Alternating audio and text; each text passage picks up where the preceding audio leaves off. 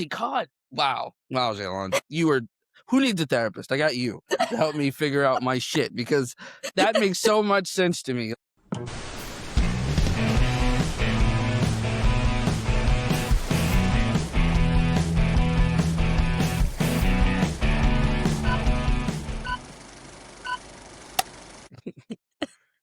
Oh, I was stepped into the old man persona, and now we have amnesia. Exactly. It was weird because I was about to tell you about the podcast we did yesterday that I learned something new about my dad. On the family therapy podcast, what I did with my brother, I actually found out my father did not know how to read. No way. Yeah, I never knew that. My dad did not know how to read. And my brother was telling me that, like, he had this very charming, figure it out type of way of doing things. So, like, let's say he goes to the bank and he has to fill out paperwork. He would just go up to the teller. He'd find the cutest one he could, and then he'd tell her, I'm an old lady, honey. I forgot my glasses. Can you help me do the thing? And she would just take him through it step by step. And that's just how he got through life. I had no idea. I knew he was like an orphan. I knew that, and I knew he spent most of his life in and out of orphanages and stuff. But I never knew that he didn't know how to read. That was an enlightening moment. I was going to tell you that before we started the podcast, but then I remembered it as I hit record. So now everyone else got to hear. Yes, exactly. The interesting segue about that, though, is the movie, the English, that we are talking about today. The main character, Charlie, reminds me so much of my dad. It's not even funny. So, perfect segue to this story. But before we jump into all the bits and pieces of everything, I am your host, Jared, and this is Let's Talk Stories. Also here with Jaylon. I'm editor-in-chief, and sometimes I write things, and we like to talk. All wonderful parts of an introduction. And unfortunately, today, our third is not able to make it today, so it's just going to be Jaylon and me, and we're going to just talk about... you guys. Yeah, we're going to talk about fun stuff. So all of that, though, how was your weekend? How have things been? It was actually the first weekend in a very long time that I forced myself to not look at work messages. Okay, I probably looked at a few, but I did not look at any work for the entire day on Saturday, and I just watched movies and read a book, and it was the most amazing day. So I actually, for once, have some fun stories to share for this part. I rewatched Secretariat, which I remember watching when I was younger. I'm the horse movie? Yeah. I'm a horse girl at heart. So one of these days, I asked my husband if I might be able to convince you guys to watch Dreamer. So we have a bet going on whether I can convince you guys to watch Dreamer for the podcast or not. But yeah, Well, now you've kind of forced us to commit to it and put it out there in the world. No, I didn't tell you who's betting what, so. Oh, okay. Fair enough. But yeah, I've always been a horse girl at heart. So I remember watching that movie when I was younger, and watching it again, I appreciated it even more than I did when I was younger. It was a very timely reminder of teamwork and tenacity in believing in a dream and running at life, even if you have no guarantee of it working out. So I deeply appreciated that. And I also got to read a book, which was great. I am halfway through Onyx Storm because I need to keep up with at least some of the TikTok book talk trends, but also like it's an interesting book with very good world building, so I appreciate that. I'm learning a lot about world building. And then we just binge watched a lot of Bleach and NCIS, and it kind of messed up my dreams. Sounds like it. That sounds like it would do that. Actually, both of them sound like they would. So yeah, combining them, you must have had the craziest fever dreams. Oh, it was weird. Shaylon, the Soul Reaper, who investigates naval crimes. I had a pretty good weekend, kind of. It didn't start off good because it started off with the most massive hangover I've ever had. This is because I drank 3/4 of a bottle of Jack Daniels. A bottle, actually, I still have it. This big. Oh, gosh. On Friday, Thursday. I did it on Thursday when I was hanging out with another friend of mine. We had got online and we're playing virtual Cards Against Humanity and a bunch of stuff like that, and just drinking and having a good time to the point where, and I had Papa John's, which was also awesome because pizza and alcohol are amazing. Though, to be fair, the pizza was more of a preemptive strike that failed because I've come to realize that one, I have no idea how the pizza got here. As I said, I think I told you on that. I have no idea how the pizza got here. It did get here, and I didn't eat it the day of. However, I've come to learn in all my years of the glasses come on, and there's all my years, but in all my years of being a booze head, I'm just kidding, but drinking a lot and having hangovers, that when besides drinking water during your drinking period of time and taking Tylenol before you go to bed, the only other thing that can really help you is having a big slice of greasy pizza or any kind of greasy food you can possibly have. However, this worked against me because I forgot that I had the pizza until the next day, and then it was cold pizza and the grease was already gone. So it wasn't as, and even heating it up, it still wasn't as greasy as it was. Plus, it's Papa John's and they don't make real greasy pizza. Yeah. Whatever. It was that it made Friday pretty hard, but Friday night, I ended up watching the last season of You and ruined it for myself because I went and found spoilers in an article by accident because I was trying to figure out who somebody was, and then I ended up finding this article, and then I read it through, and for some reason just didn't stop, and then got to the end, and I was like, oh, now I know how it's gonna end. But I still watched it all the way through. Was very disappointed by the ending, but it's fine. But yeah, I did that, and then Saturday was all about One Tree Hill. I watched that pretty much all day. I love One Tree Hill so much. I'm so tempted to make you guys watch it. At least watch the pilot because it is so good as far as it's not good as in quality. It's good as in teen angst and melodrama and just pure, unadulterated silliness that just needs to be seen by everyone. So I watched that, and then Sunday I watched a couple of movies, but I saw a fantastic movie actually that I think you should probably check out. I don't know how you feel about romance movies. Do you like romance movies? I generally very much hate them. Okay. Romance Okay, well then and angst are 2 things that I have a very hard time with. You have to, like, package it up in the very specific way in order for me to ingest it without cringing. fair. I just throw that at you so often now that I realize it. I throw Yeah, so much angst and stuff at you. It's so funny. I'm so sorry. I'm kind of sorry. I'm kind of not because, what are friends for? exactly. You But are at the broadening same my horizons. see, you don't know what you don't like until you see it, and then you're like, "Okay, I really don't like that." Yeah, and But at sometimes you need least to be you reminded know. what you don't like. Right, sometimes it's good to be tortured by what you don't like. So, I mean, I aim to do all of these things for you. That's what it means to be your friend. A very good friend. But yeah, I watched this movie that I don't know if you'd like it, but you might like it. I don't know. What do you think of Jenna Ortega? I honestly have heard her name more than I've seen her in anything. Okay. Well, I watched Jenna Ortega in this movie called I think it was called Winter, Spring, Summer, or Fall, I think is what it was called.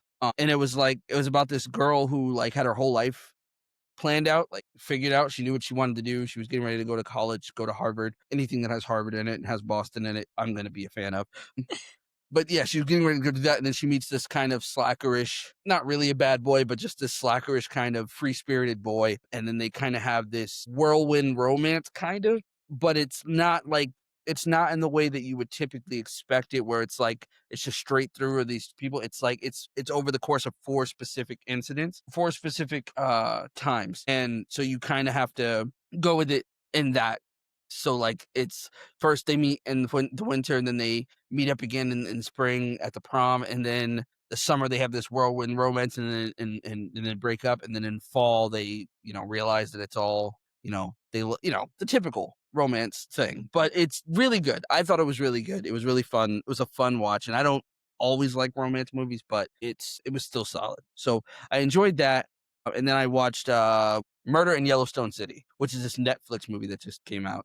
Well, it actually didn't just come out. Apparently, it was out 2 years ago, but it just came to Netflix recently. So, Does it have anything to do with the show Yellowstone? no, I thought it did, but it did Oh, not. It was like Knives Out or like Murder on the Orient Express or whatever, like one of those like whodunit oh, things, but set in the Wild Wild West. So it was really cool. It was funny. It wasn't funny. It was just interesting because it was about this person who gets murdered. He finds gold, gets murdered, and then the only black guy that's in town that comes to visit in town gets blamed for the murder. Which was I was like, okay, well, I'm locked in. a little bit of racism. I'm here. No, but like he spends like the whole movie like trying and either behind bars or trying to escape. And then there's this random like reverend who's like has a past as like I guess a gunslinger. They didn't really explain whether he was a gunslinger or not. He just kind of knew guns and did a lot of shooting, he said. That's what he said. I did a lot of shooting before I found the Christ or whatever he said. He didn't say that exactly, but it was something like that. It was just as cheesy. Stellar So character development here.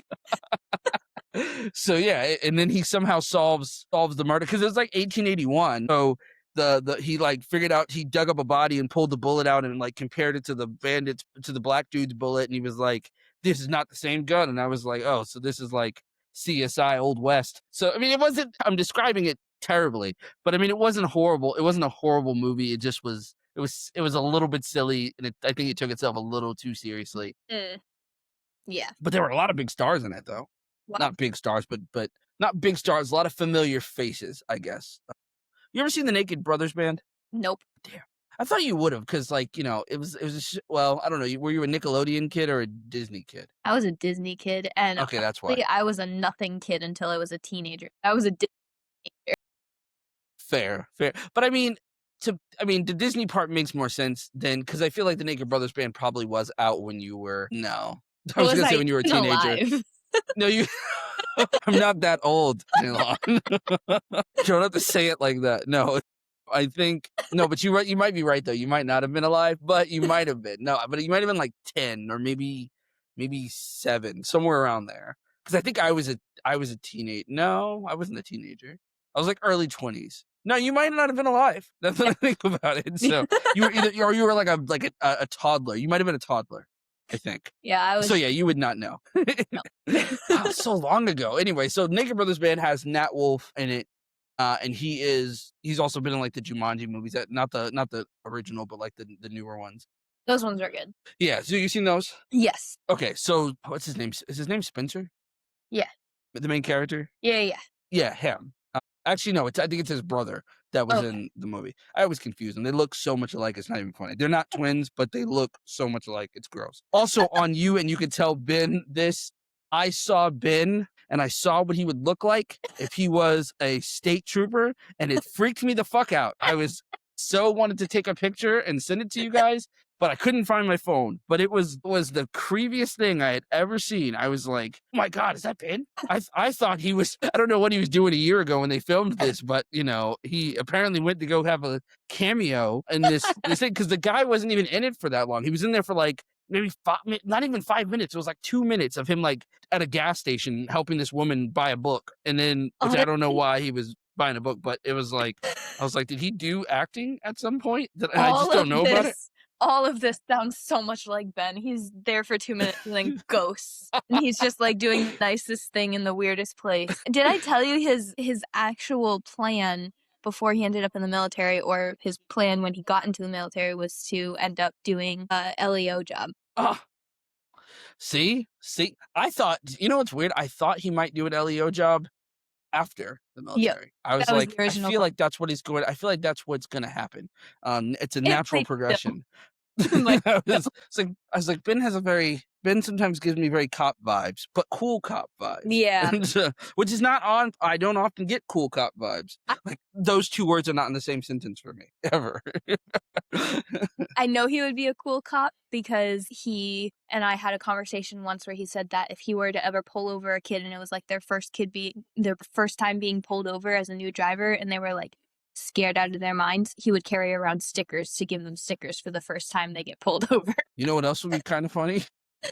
Now that I hear that, it would be kind of funny if he was a cop and then he pulled over a black person and then he gave them stickers. Because he would change the game Honestly, we for cop just black people relations. That's give us stickers when you pull us over, and I don't know. I think we've just it could solve solved some problems. all the problems in the world right now. Cops just need to carry stickers and give them out. Exactly. Give out stickers Yes. and candy, and I think you might solve some real problems. I love this. Like, I would not want to harm a police officer pulling me over if he pulls out a sticker. And he Right? just pulls out, make it a gold star, and just put it right on my dashboard, and just be like, "Hey, Good job. There you go. You were speeding, but you pulled over. You didn't take me on a wild chase. Gold star. I'm Yes, like, all right, this is already going well. I'm here for this. So I'm down. I'm down with this idea. This is what we do here at Let's Talk Stories. We solve world problems We with. do tell world-changing stories. That's right. That's right. So all of that said, that was my weekend. It was a lot, but it was fun. So jumping into things, today we are talking about the movie All Dogs Go to Heaven, a movie that I've seen so many times as a child. My childhood was so sad. That I think about it. Like yesterday's conversation helped me to realize how sad it was, but like then when I think about like my movie choices and the things that I love, I'm like, yeah, it was all really sad. But it's okay. I'm alive. This is a good So yes. But today we're talking about All Dogs Go to Heaven. It's a fantastic film, at least for me. I always loved it. And I don't really love cartoons that much. So anytime I see an animated movie that I like, it is noteworthy for me. But sometimes I think too, though, you have stuff that excites you or stuff you like because you're a little biased about it because you saw it when you were a kid before you knew what made a good movie or what made a good story. Because like rewatching it, I was like, oh yeah, this movie has some problems. But overall, I don't think it's the worst thing in the world. for sure. But I have a question for you right out the gate. What was the first movie that made you realize that death was real? Honestly, I think it would have to be Anne of Green Gables. What? I'm so, I'm so sorry. Okay, okay. I've never seen that. We are Is that the thing that Charles is always talking about? yes, Oh, yes. I've always just been like Honest pretending that I know what's okay. going on. Here's the thing. Anne of Green Gables was a story about a young girl written for young girls. However, of all the men in my life who absolutely swear up and down that they will never watch a cheesy girls movie like that, every single one of them has been pulled into this movie like nothing else. So I think it is one that you do need to watch because Okay. Anne of Green Gables, first of all, she's an amazing character. I love her so much. There are some iconic lines in that show, in the movies. And her relationship with Matthew is everything. Matthew is her adopted father. And so that was probably any listeners who have watched Anne of Green Gables, you know what I'm talking about. I'm not going to spoil this one for Jared. But that is the movie that I think it was the first time I had seen death portrayed in a way that was both heartbreaking, but I could ingest it. Mm. Mostly because they didn't dwell on it very much, which is so weird. Hmm. They spent so much time building up the relationship with the character before they passed. They did not spend much time on the death itself, but you just felt the void once they were gone. Okay. Okay. This sounds interesting. The one that I see here, this is a TV show though. This is Anne with an That's E. a new one. Have you seen that? I have not seen it, but my sister has said that I should. I was hesitant because I didn't want this TV show to ruin the movie. I've read the book and I watched the movie. And now Okay. apparently there's a lot of animes out about it that Charles is always talking about. But I have There heard from is. my sister that the So- show is good. The original movie now, the Anne of Green Gables Foundation actually bought back the rights, so you have to go on their website to be able to rent the movie. Gotcha. Yeah, I was able to watch Anne of Green Gables, and then once we got to Gilbert being in medical school back in the 1900s, where like they'd perform surgery on a table in front of everyone, I could not stomach that. So I did not watch the sequels to Anne of Green Gables. Gotcha. I'll have to check it out. I've heard the name. I've heard Anne of Green Gables before, but it's always been. I've always in my brain. I've always thought of like the Salem witch trials. Okay. And so I've always thought of like my brain just goes there for some reason. I don't know why. And then when I think about like, so wait, does she? You can't spoil it, but like, I does she can't. die? She does not. No. Okay, well, whatever then. She almost does multiple times because she's just an adventurous Okay, soul. you've already sold me. She dies. She almost dies multiple times. I must see this now. There's that a was enough. specific scene with a roof. Okay, that's even better. Like now I need popcorn.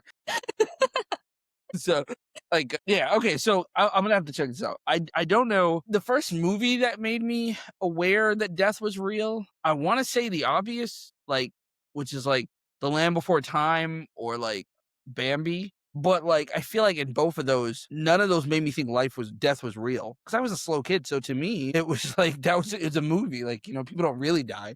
Right. So, I guess I wouldn't say that the thing that mine's wouldn't be a movie, mine's would be a book. There's 2 actually that I would say that really did it. So, the first one is The Diary of Anne Frank, which they made us read in school, and that one kind of freaked me the fuck out because it was the first time not only that I realized people died, but that kids die. Yep. But not only that kids die, but kids get murdered. Not murdered, but, like, they get put in situations where they could be murdered or get sick, and then, you know, because regardless of how you look at the Anne Frank thing, although she wasn't like put in a gas chamber or anything like that, I don't think that's how it ended. But from what I understand, she was sick and then she died. But nonetheless, she was put in a position where that could happen to her. So in essence, she was killed, in my opinion. But that was really scary. The other one was Sadako and the Thousand Paper Cranes. That one, oh boy. They made us read that in school too.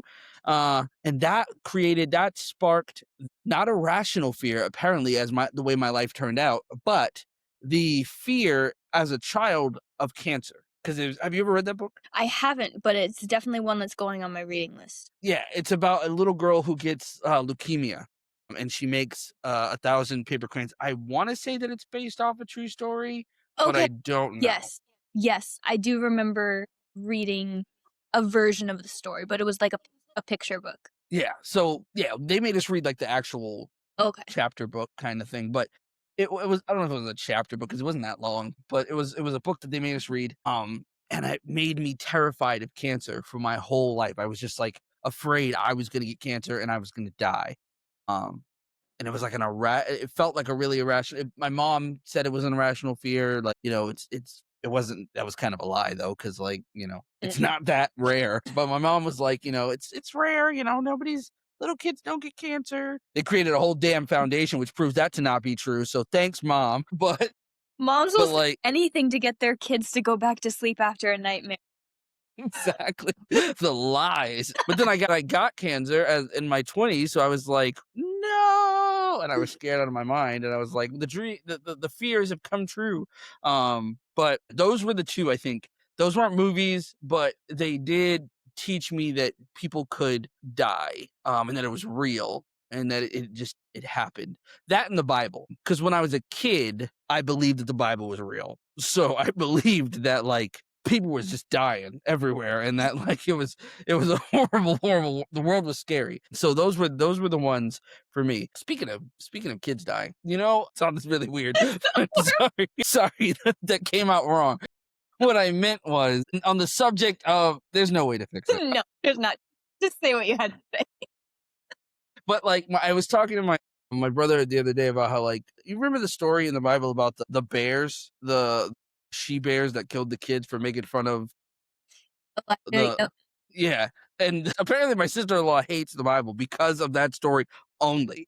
Like, that seems to be I don't know if it's only, but, like, for her, it's her main reason, and as a kid, I remember hearing the story about it, being a Jehovah's Witness, they have, like, specific, like, publications and stuff, and so the way that they told the story was, like, like, I think we were listening it to, like, on audio tape, and so the narrator was like, "Go up, you bald head," and he was, like, singing it in, like, the sing-songy way, and then there was, like, a voiceover thing of, like, bear roars, and I thought it was the funniest shit I'd ever heard in my life.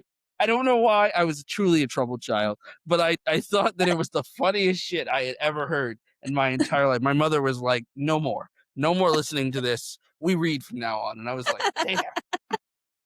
Honestly, because this is the righteous justice that we all want to see happen. We all want to see the childhood bullies be eaten by bears. Oh my god. Wow. Wow, Jalen.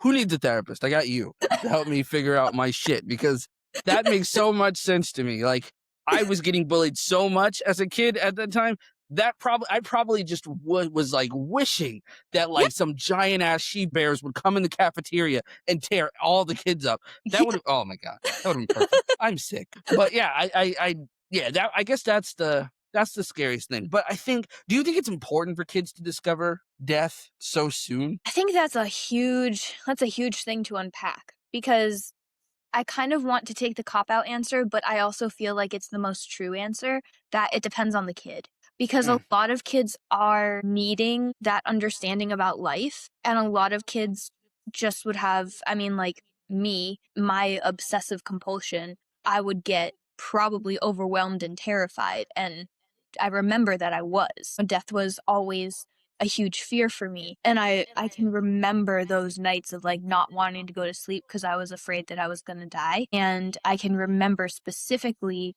the ways that my parents tried to comfort me, and some of the things that one thing that my grandmother said to me one night when she was babysitting and I was, like, having a really hard time falling asleep has stuck with me as, like, still the most comforting thing to this day, mm, and it was another one of those, like, "Oh, it's probably not gonna happen," but, like, it had a deeper meaning to it. So, I I definitely relate to I'm not gonna say that I was introduced to the concept too young. I think that there is something important about understanding the rhythm of life, and mm, if you don't have an understanding of the natural order of life, birth, death, pain, suffering, you're gonna have a hard time accepting those realities once they hit you in the face. So I mm, think that it is important for kids to and that's why in an ideal case, parents know their kids well enough to know what kind of stories to introduce them to because they know what's going to help them put those innate fears at ease and what's going to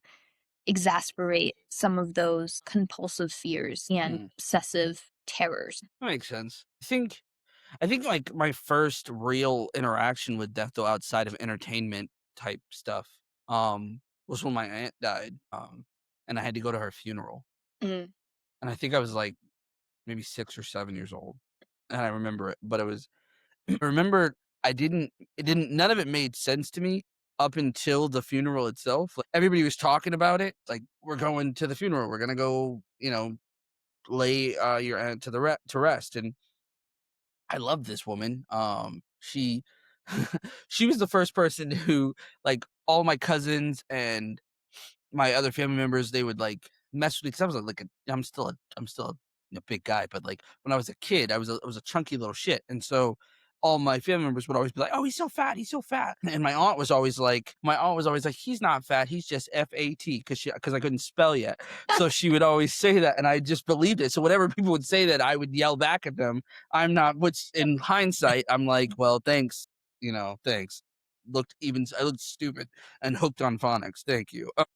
But I would yell back and spell it to them as if I was just correcting the way that they said it somehow. But I remember that, and I was so sad that she wasn't around. But I didn't, in my mind, I thought she was like, I don't know, I thought she was just somewhere else. I didn't know where she went. So like up until that point, like the only time people got together in my life was like we were either having like a get together or like it was like a wedding or it was something like that. So I thought I didn't know what a funeral really was. So I just thought we were gonna go she was away, like the bride is away at a wedding, and then you see them when the thing starts. And so I didn't see her the entire time we were there, and then we went to the funeral. I had to get all dressed up, suit and everything. So again, I'm thinking more like a wedding type of Mhm. thing. Yeah. And then we go there, and then there's this box, and on the box is open, and I see her, and she's there, and she looks like she's sleeping, and then I just see everybody crying.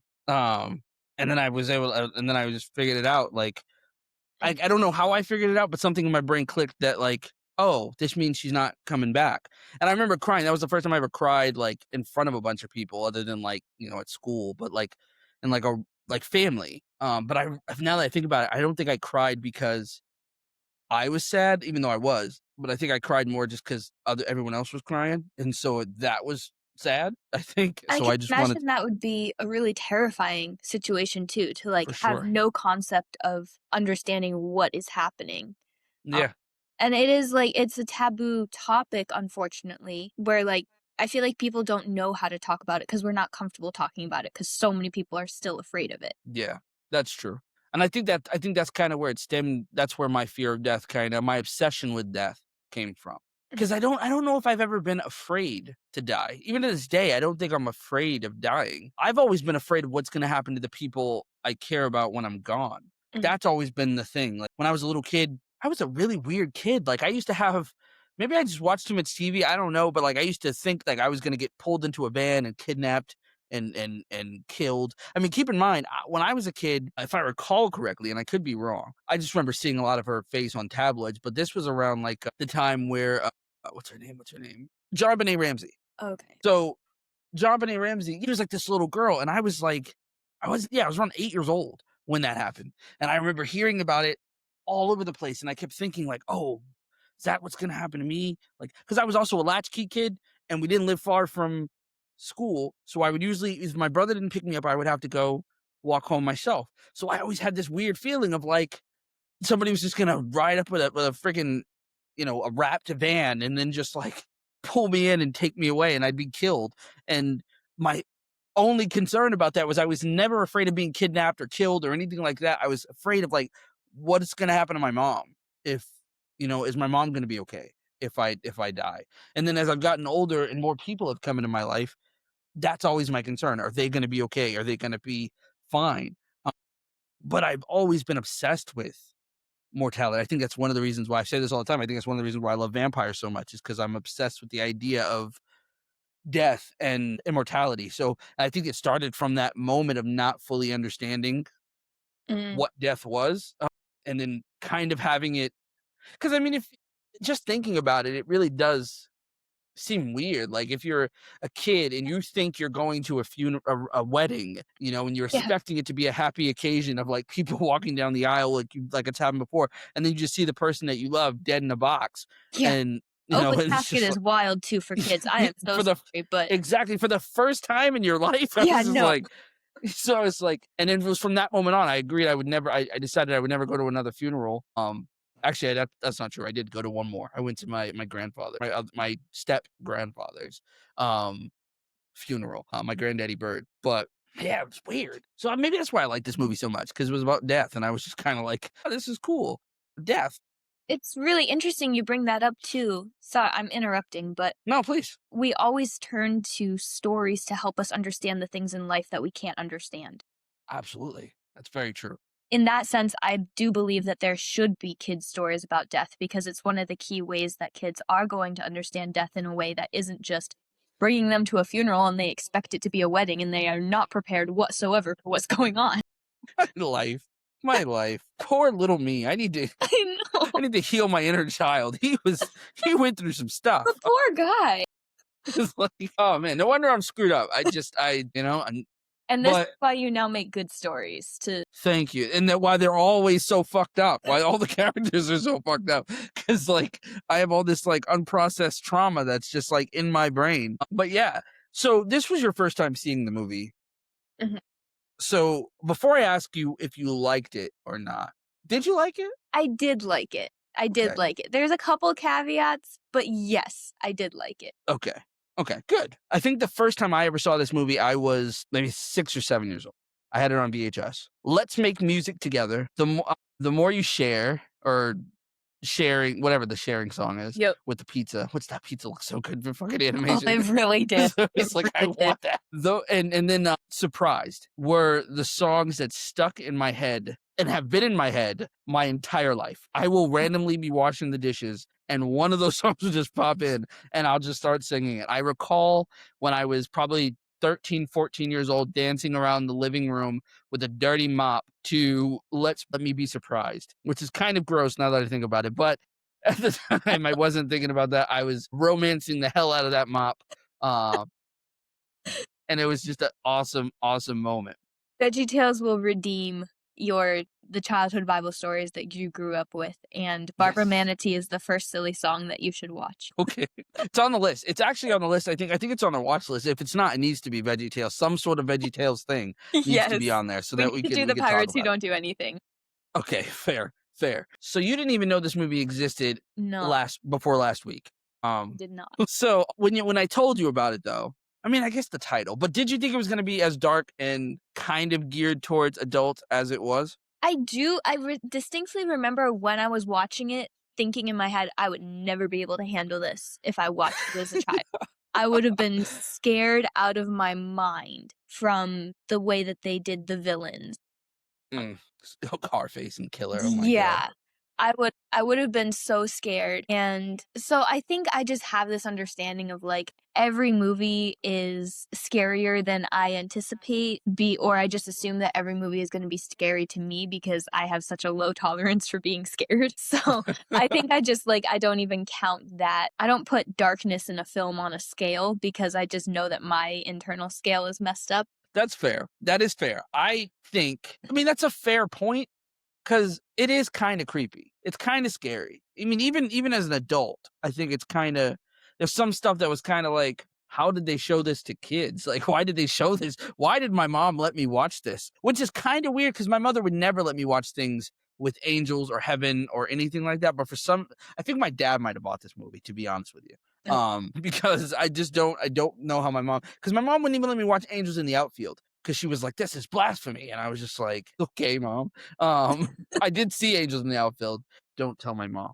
But I just did see it. But it's kinda like, I don't know, it's a the movie was when I was a kid when I saw it, I think I just was so blind to everything that was in it. Because watching it back this time, there were so many different things that I caught that I was like, "Whoa, that oh, wow." Like, I didn't even realize that they had that Charlie and Carface had a casino when I was a kid. I just thought it was a place that they were just hanging out and there was other dogs there and they were playing games together.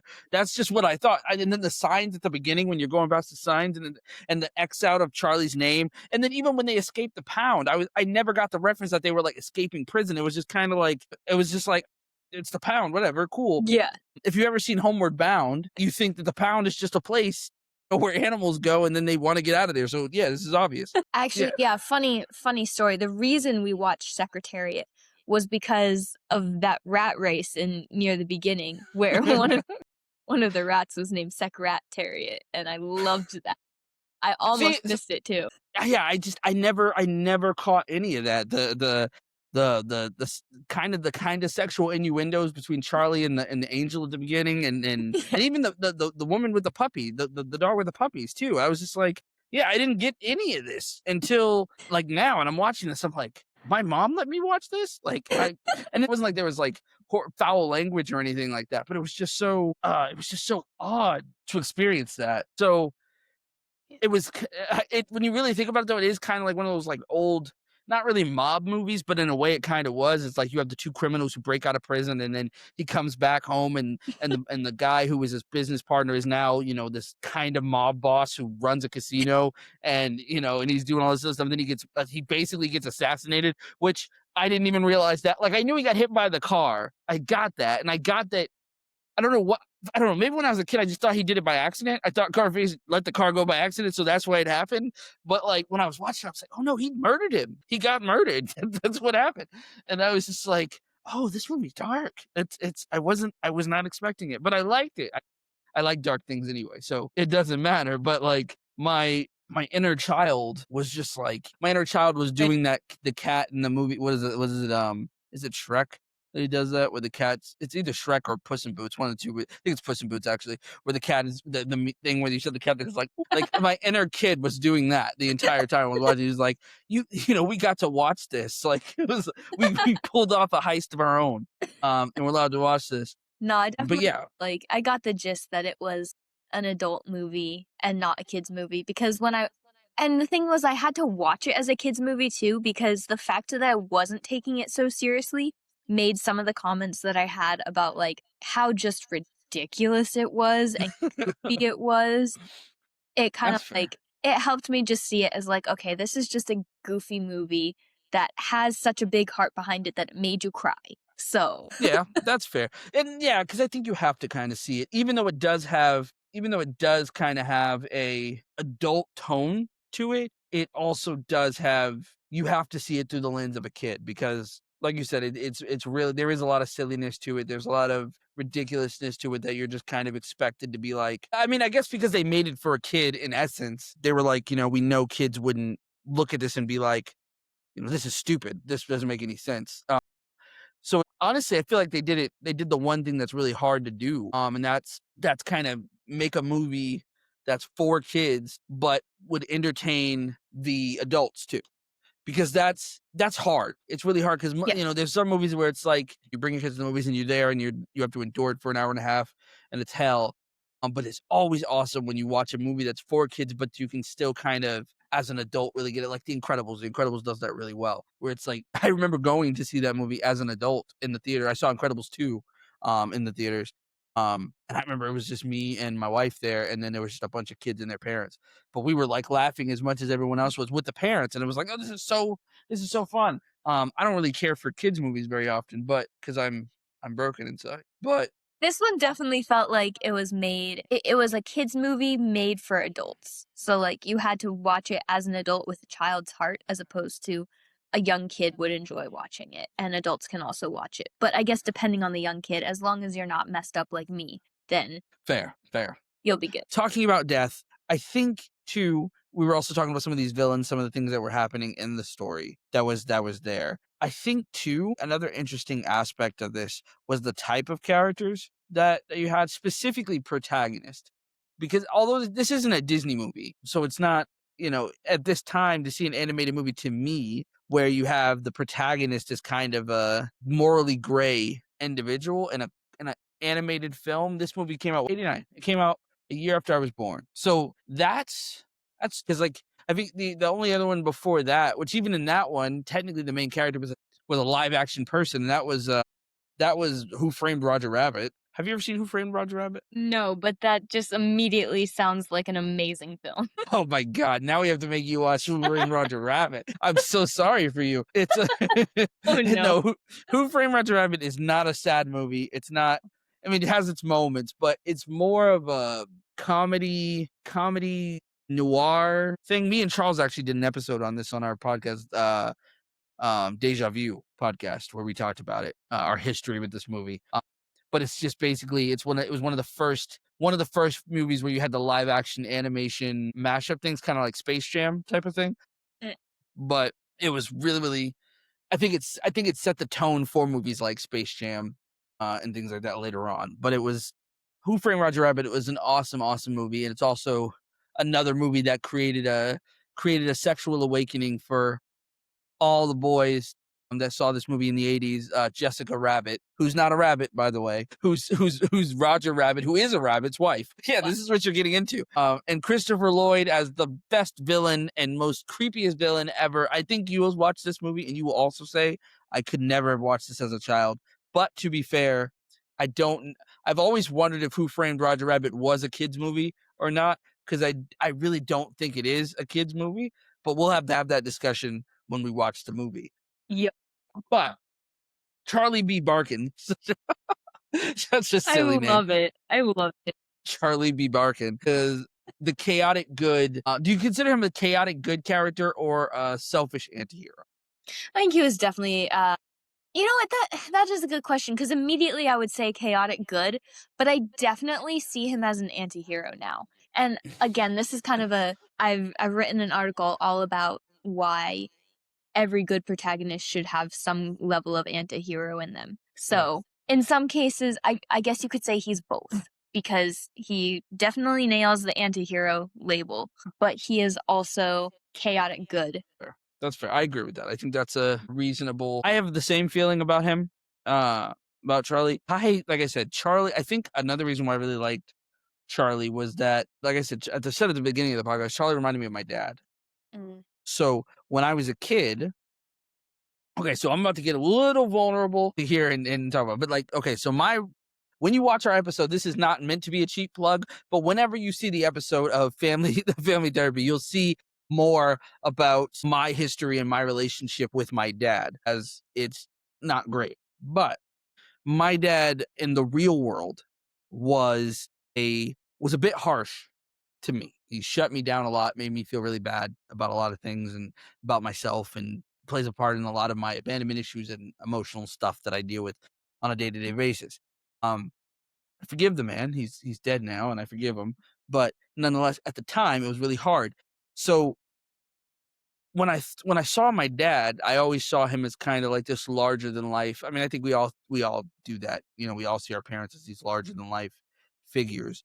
But when I saw my dad, to me, he was just so larger than life. I remember how tall he was and how handsome he was, and he was just kind of this figure. He was charming and he was funny. He wasn't mean to everyone else, not that I saw, but he was just who he was. So when I but he was always he was a mover and shaker type of person. So, he was always trying to work the angles, always trying to figure something out. He was always, on the road trying to make a little bit of money. My dad had a job, I think from my knowledge, my dad had a job at the Boston Water Works or Boston Water and Sewer for I don't know how long. It's the best memory I ever had of him when that was when he took me to work with him and I got to go there and there's a picture of me somewhere with like 30 guys in their uniforms or whatever, and I'm sitting there with a 10 lunch pail, and I remember being there with all those adults at this big old like building, and I remember that. But that was the only job I knew my dad ever had. Other than that, my dad's day to day, 9 to 5, was hustling, trying to figure out a way to make a dollar for the day, to make a dollar for us or my siblings, the ones that lived with us and the ones that, well, my brother and I were the only ones that lived together, but the ones that didn't, the mini. But his when I think about Charlie, when I was a kid, to me, Charlie was how I imagined my dad would be if my dad was nice to me. Mm.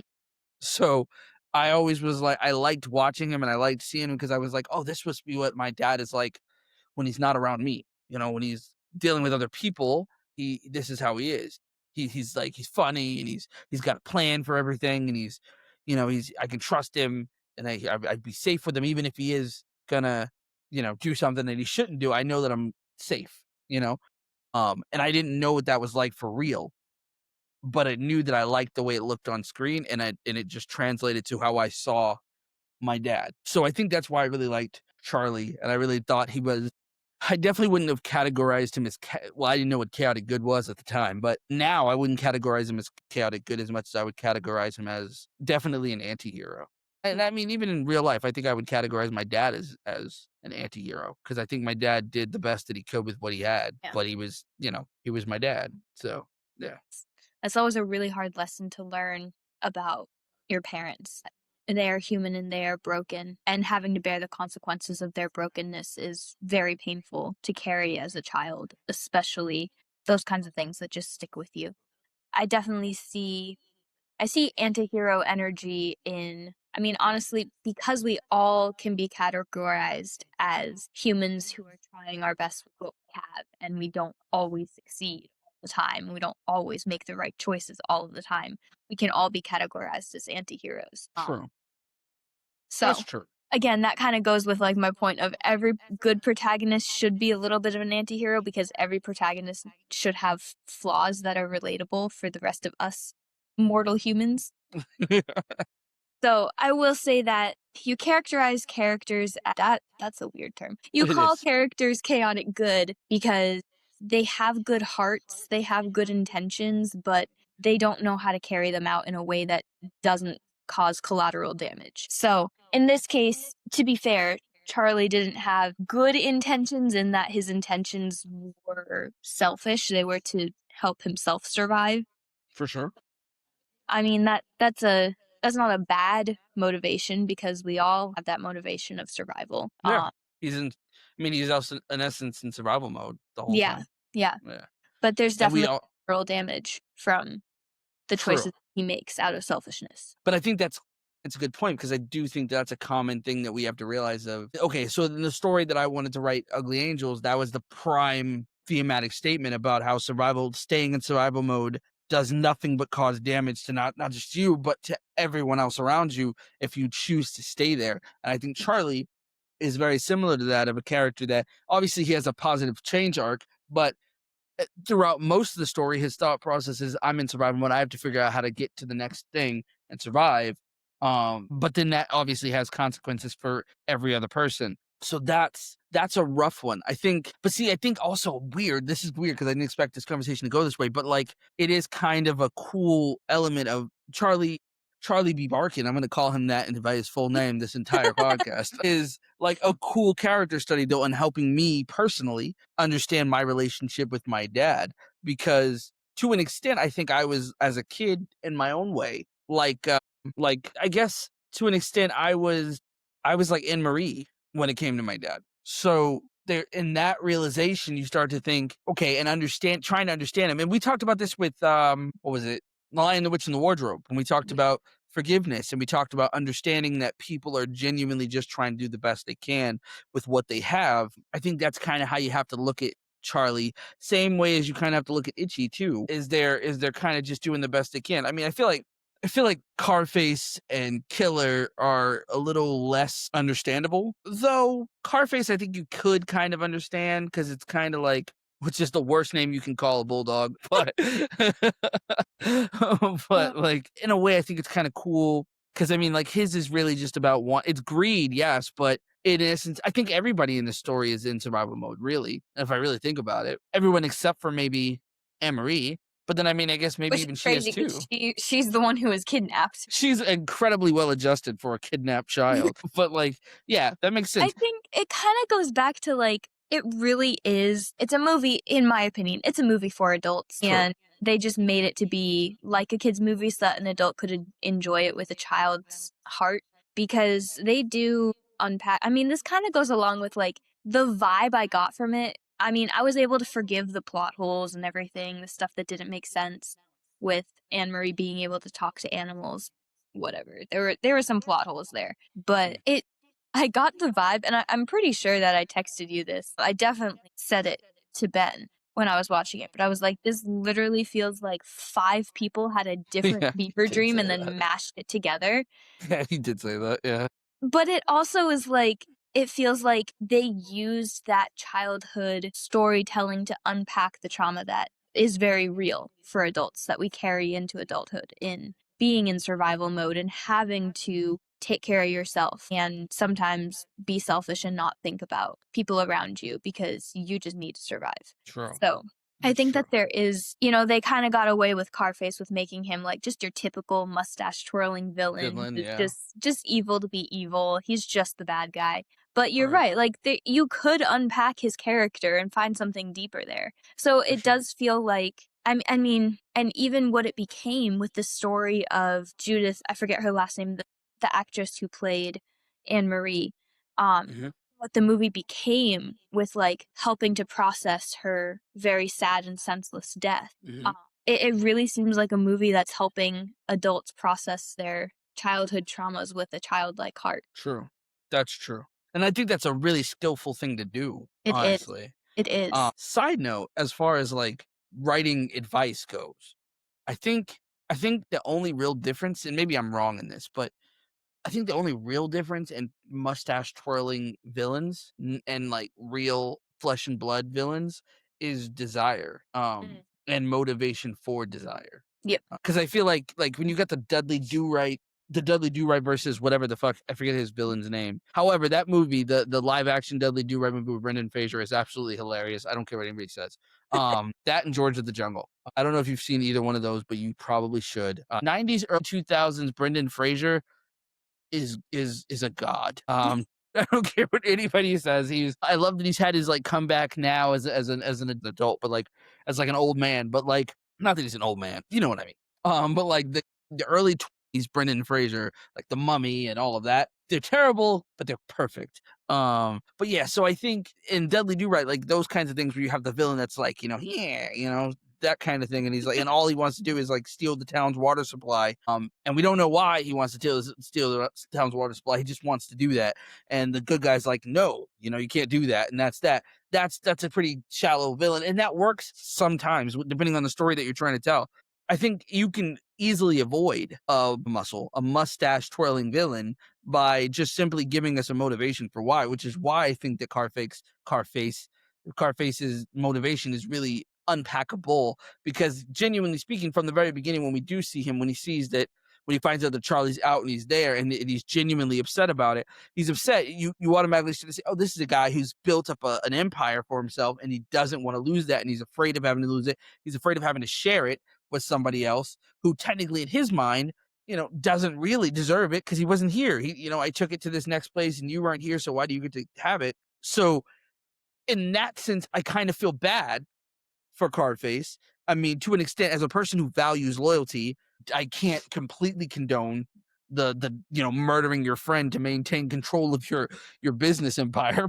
completely condone it, but no, But I kind of understand why one might be like, I built this thing while you were in prison, and then, you come out and now you want half. I yeah, kind of want to hit you with a car. I kind of get that, you're you not wrong. know? It's like you could have been like, I'm coming back. I'll give you a quarter of it because, you started the thing, but I built it. So it's 75 for me. But, murder does seem a bit extreme in those things. But then if you ever watch that Dateline American Greed, you realize that most people are very much willing to kill people for business. It's a So dog eats dog economy. the pun is noticed and appreciated. Thank But yeah, so that's a really cool conversation to have though about that and about all the characters that were involved. The only one that I do feel like was kind of a mustache twirler, but even then, I guess if you really dig deep, would be Killer.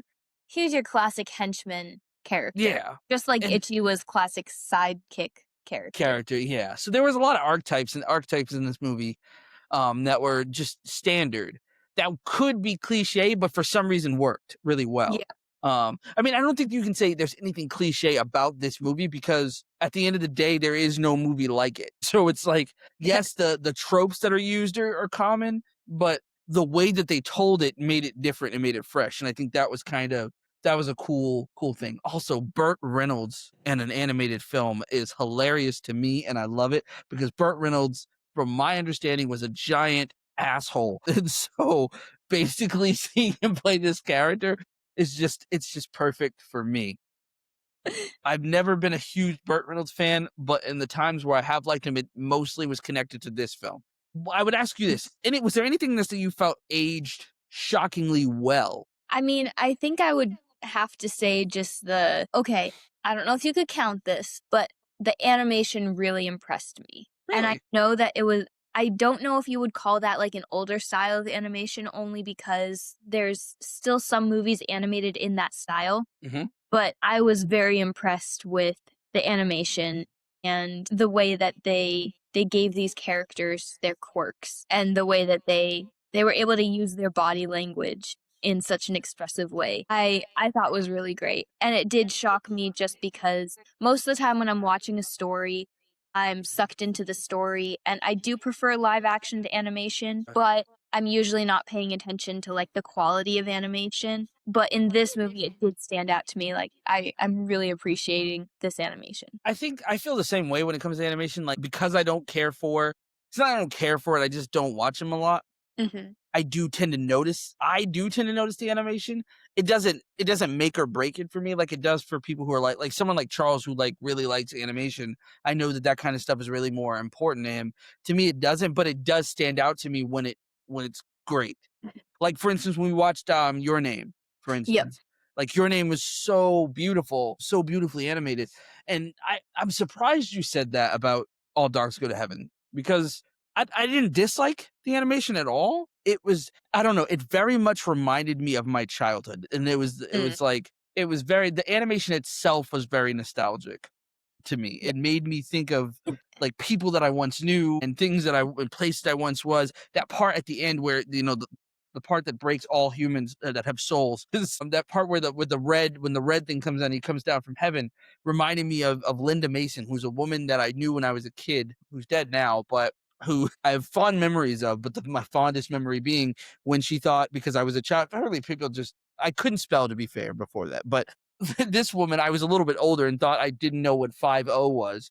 So she kept saying, I'm going to turn the big 50 to me specifically whenever she was talking, well, not to me, she was talking to other people in front of me, but like she would always say it under her breath, like I couldn't hear. Like I guess she didn't want me to know she was old. Not that 50 is old, but like when I was a kid, I thought 50 was old. But I was Yeah. like, I know what 50 is. Why does she keep saying that? Like I can count, lady. But I couldn't spell, but I could count.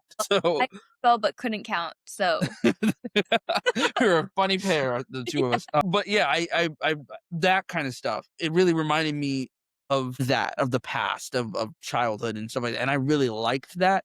I also didn't. I lately nostalgia is my nemesis because nostalgia has been a thing that's like life sucks so bad right now in the present that like the idea of thinking about when times were simpler just Mhm. pisses me off more. So I'm just like, no, I don't want to do that. I Yep. rather sit in the suckiness, Yeah. and just grumble about how much I think it sucks. But That's valid. That's valid. the onslaught of 80s stuff that seems to be coming. I watched this movie yesterday called Freaky Tales, which it's not as weird as it sounds, I promise. I mean, it was pretty weird, but it's not actual. I'll put that out there for the listeners who are like, what do you be watching on a Sunday? It was it wasn't, but it was also took place in the 80s. It had that cool shimmer that you get when you put on a Yep. VHS. It was pretty much like that the entire movie, which was really, really cool. I love when they do that. I love when somebody films a movie and it's supposed to be in the 80s and then they do it like it's a VHS. I don't know why. I just really like that. I like that aesthetic, I guess. But yeah, that's a good point though. The animation, you feel like it aged shockingly well. I guess. I mean, I don't want to steal your answer, so I guess I'd say maybe Charlie as a character, because I feel like Charlie kind of did really. He in the 80s there were tons of anti-heroes, but anti-heroes in animation I think weren't as big. I don't think in the 80s. I don't feel like they were Mhm. in the 80s. Yeah. Then again, I was only born in the latter half. I was born in the last 2 years of the 80s, so what the fuck do I know? But like even in the 90s, I felt like there was not a whole lot of anti-hero animated characters besides like, which is why characters like Bart Simpson and stuff like that were so fucking important because they were so different than what we were used to seeing from an animated character. The animated character is the do-gooder, they do right. Unless of course, it's Looney Tunes and they're being a bunch of dicks. But like Bugs Bunny, for instance, is never really an anti-hero. He was the good guy. He just was often put up against an antagonist that was always trying to kill him or hurt him or do something. So he was just willing to do what he had to do to survive. He wasn't leading the charge to do harm to people or that kind of thing. So you didn't really see characters doing that. And I feel like Charlie, I don't know if Charlie himself paved the way for that, but I do think he sits comfortably amongst the other animated anti-hero protagonists that exist. And I think he belongs there. And he would be on my Mount Rushmore of animated anti-heroes. But yeah, that's what I would say for that. All that being said, we're going to hit our lightning round as we wrap things up. So, first I have to ask you this question. These following movies, have you seen Land Before Time? I have not, but we've talked about it so much. Land Before Time will break your heart. So, it's on the list. The Fox and the Hound, have you seen? Nope. I'm gonna Okay, say no and to all of these. probably. And Bambi? Yep. Nope. I'm surprised you haven't seen Bambi because you're a Disney kid. I would think you would see. No, But then I was a again, Disney teen. I was not a fair. Disney kid. Well, So I even was fair. watching like Disney adolescent. all the Disney Channel shows Fair. and the Fair. Disney Channel movies that Fair. came Fair. out for the older generation of Disney kids when I was like in my teens. This is fair. You must see all of these to be emotionally broken properly. I already am. Yes, but no, you're not. You think you are, but I am trying to take you to the ninth circle of brokenness. But I promise, once you've experienced this brokenness, you will know that you are alive, and it matters. And you'll also be a better storyteller for it, I think, or editor. Actually, I think you'll be even better editor, and To you'll be cry a fair, lot. I did when we were working on My Sister's Keeper, I Yeah. did suggest you to add in a scene that did absolutely break me. So it was my suggestion, and I did reap the consequences of my See, suggestion. you So knew. You know what needed to happen, and you were ready. You were ready I for was this. not ready. Oh, that's However, true. You I survived still it, knew what though. needed to happen. Yeah, I did. You survived it. That's what matters. And it was a better story for it. So It was. So thank you. Thank you for allowing me to emotionally break you a little bit. I appreciate it. I appreciate the opportunity to do so because I'm evil and this is why. No, but I do think though you should see Bambi. But Bambi I think you should see last because it's not as important. It's not that it's not as important. It is the movie that introduced most kids to death besides we didn't mention The Lion King. The Lion King's the other one that introduces you I to death. didn't want to mention it because we already have an entire podcast episode talking about it and how well it introduces death, but Yeah. it does exist still as a good example.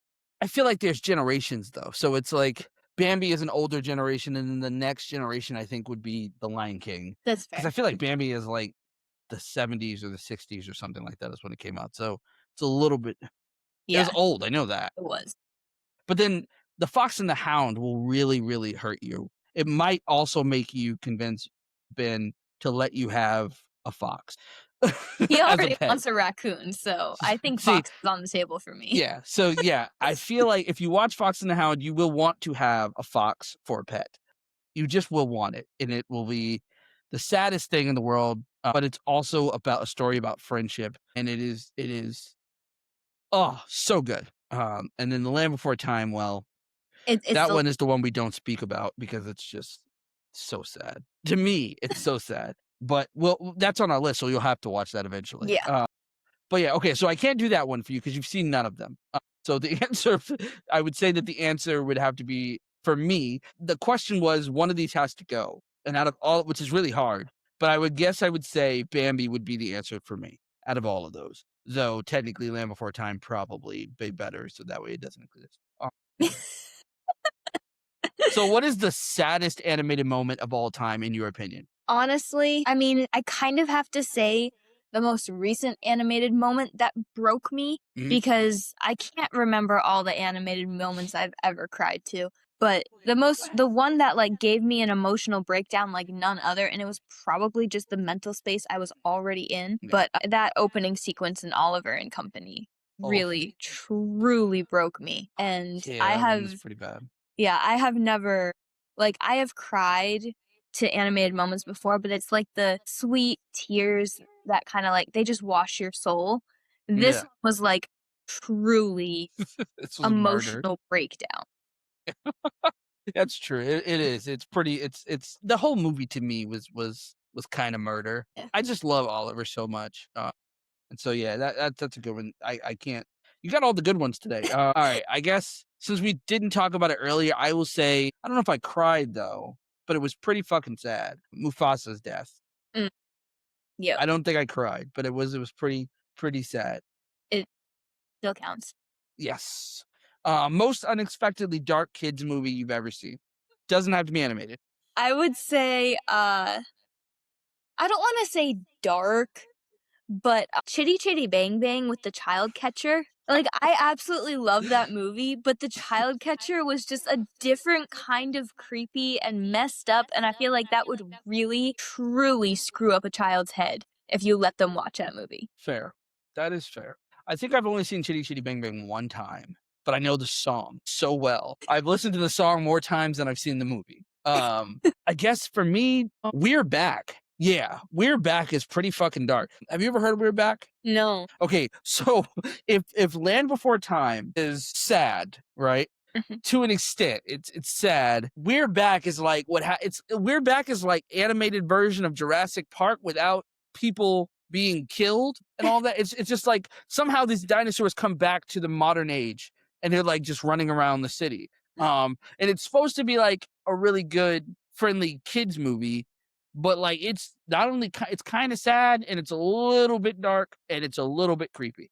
Um, to me, it was a little creepy. I suggest you Google it. You don't have to watch it, but at least just Google it someday and just be like, what is this? Um, and how dare Jared even mention it in my presence? Okay, last question. If you had to pick, are you Team Charlie or Team Itchy? I'm gonna pick Team Itchy. I I love knew you were gonna Itchy. pick I have such it. side character energy. I just always love a good side character. I think I even said, like, multiple times as I was watching this movie, I was just sitting there like, "Itchy doesn't deserve this. Itchy never signed up for this. Give He them an really didn't though. That's fair. That's completely valid. He Itchy did not deserve any of the stuff that happened to him in this movie. And he was just so sad when Charlie died and What? I was just like, damn, Itchy. And I also love the actor. I love Dom DeLuise from just in general. I've always thought he was a really cool actor that I really liked. So I would have to say, but I would have to still say I'm Team Charlie because it's just Charlie. It's Charlie So Barkin. right, Charlie B. Barkin. My bad. I did not keep the tonality and consistency of my original statement. But yeah, all of that is to say, well, I guess we'll roll into recommendations before we get out of here. What do you recommend? What should we be watching, listening to, or reading? Okay, well, I said this before. for recommendations, but I think I'm gonna say it again just because I've thought of it so much throughout this conversation. Okay. But Saving Mr. Banks is a movie that very beautifully displays what it feels like to be a child and to hold the dichotomy of an adult who you love and who is genuinely a good person at heart cause you pain, to understand them as both the villain and the hero that they were in your life. And then also the responsibility of storytellers to help us make sense of those confusing things and make it a beautiful story instead. Okay. I may actually give it a watch this week I because think you've it been will. asking me to watch it for a while and I haven't got a chance to do it, but I'm gonna It's made do it. me Is it think gonna a make me lot. cry? Oh yeah, oh yeah. Damn it. But you know what? You're making me cry, so fair's fair. Fair, fair. And I cry all the time anyway, so joke's on you. No, I'm just kidding. No, it's gonna be no, I'm already broken, you know. But yeah, I'll probably check that out this week and see how it goes. I'll let you know what I think. It just feels like a good commentary on this conversation. That is fair. I think for me, my recommendation would have to be I have a book. Okay, Uh, so John Ide, I think that's how you pronounce his name. John Ide, the book is called IQ. It's about a private investigator from L. I will tell you this, I was a little pissed off about it at first. Then I read it and I was like, okay, I like it. Because I kind of have a problem with people who are not of a specific race writing specific races without it feeling like a caricature of what they think the mm, race is like. So this is a story it's a guy who's Japanese who wrote a story about an African American. Keep in mind, I'm not saying that it's always bad because, Alex Cross from, James Patterson's Alex Cross is great. I love it. But then this guy also, I was like, oh, a Japanese guy is going to write a black guy and the black guy's experience. And I was just like, how does that work? And then I did my research on the guy, and the guy grew up in South Central LA around black people, and he spent most of his time there. And what I've read so far, he's very, very, very, very respectful of the material. So I was like, okay, I dig it. I'm cool with it. I'm okay with it. We've talked about this before. you can't beat authenticity, but there is a way to use your imagination in the right way that isn't offensive. Agreed. I think also it's about like also, do your research, talk to people, communicate with other Yes. yeah, I don't want to be the gatekeeper of a community and be like, "Oh no, if you're not black, don't write black people." But But I think that you have to make sure that you're respectful yes. of it because there are nuances and there is culture that goes along with it Yes. that you have to kind of be mindful of. And he does a really good job of it in this from what I've read so far. So I would check that out. Maybe one day we'll get him on the show. That would be awesome. You know how I am about taking big swings. So so we'll see. But yeah, all right, guys. Well, thank you for listening, and we will be back next week. See ya.